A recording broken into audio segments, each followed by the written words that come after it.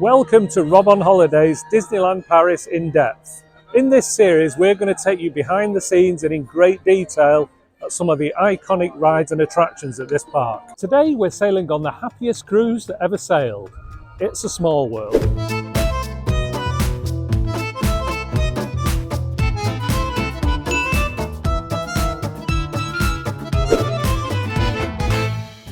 It's a Small World is a true Disney classic.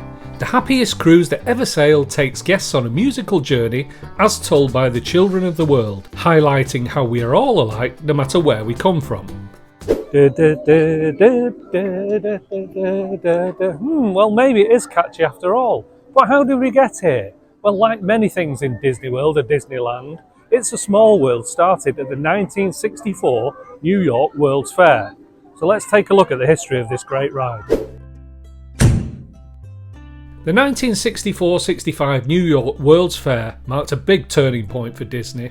The chance to develop attractions using sponsorship money meant that the Imagineers could experiment with new technology.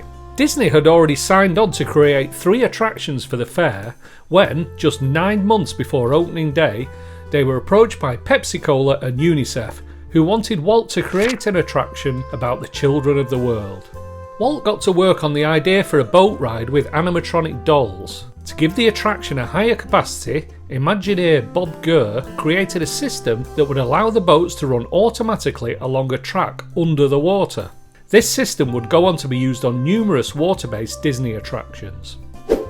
When it came to designing the dolls and the overall attraction aesthetic, Walt turned to Mary Blair, who was known for her whimsical art style. Blair had a hand in all the visual elements of the attraction, including the iconic facade that would eventually be installed in Disneyland. So, they had the idea, the boat ride, but what about the music? Walt's original idea was for the dolls to all sing their own national anthems. However, he soon realised that this would be a musical disaster. So he asked the long-term Disney collaborators, the Sherman Brothers, to compose the attraction's theme song. Walt loved their work so much that he decided to name the attraction It's a Small World just to match the song's lyrics. When It's a Small World opened in New York, it was a massive success, and when the fair ended, it was transported back to California and opened in Disneyland in 1966. Over the next few decades, It's a Small World became part of the opening day lineup of attractions at the Magic Kingdom, Tokyo Disneyland, and of course Disneyland Paris. It's a Small World opened with Disneyland Paris on the 12th of April 1992. The attraction is located in its own little corner of Fantasyland and has a beautiful expansive facade drawing guests towards the entrance. And the various installations of It's a Small World ride at the various Disneylands around the world, well, the version in Paris shares 2 things with the original version at the 1964 World's Fair. First of all, there are no interior walls in this attraction. All the divisions you see are made up by the displays within the ride itself. And secondly, the loading station is outside. But of course, with it being set in Paris, Northern Europe, they have to think about the weather. So although it's outside the loading station, it is a covered area, as you can see by all the roofs there. At both the start and the end of the ride, guests sail through an outdoor water feature, where you'll often see ducks paddling about happily. If you look up, you may catch a glimpse of trains running on the Disneyland Railroad. While Mary Blair's original facade design was white and gold, the Paris version is multicoloured. The clock face has also been replaced with a sun and moon in reference to the line from the song, "There is just one moon and one golden sun." When bringing It's a Small World to Europe, Imagineers decided to have a new soundtrack recorded for the attraction. The new score was orchestrated by John Debney and performed by the London Philharmonic Orchestra, with vocals performed by children from Italy, Germany, France, Spain and the Netherlands. It's a Small World was closed at the end of 2021 for a lengthy refurbishment. When it opened back up in early 2023, the attraction cast was expanded to feature several dolls in wheelchairs, making the ride more inclusive. So now that you know how It's a Small World came to be, let's talk about some fun facts about the attraction here in Paris.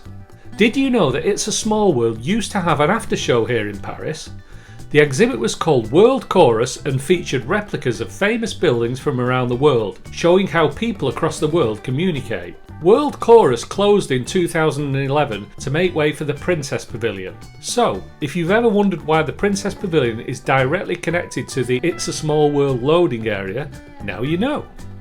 Every 15 minutes there is a procession of dolls that come out of the clock tower to a special version of the It's a Small World theme. This is a lovely little show to watch if you happen to be in the area at the time.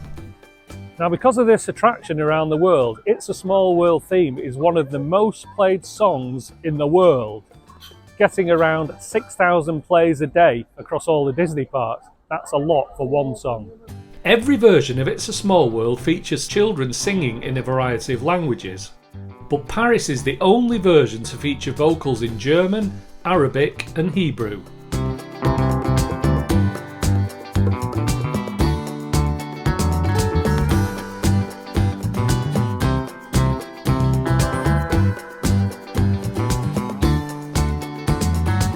Thanks for watching our in-depth guide to It's a Small World here in Disneyland Paris. If you enjoyed the video, please subscribe and keep an eye out for more videos.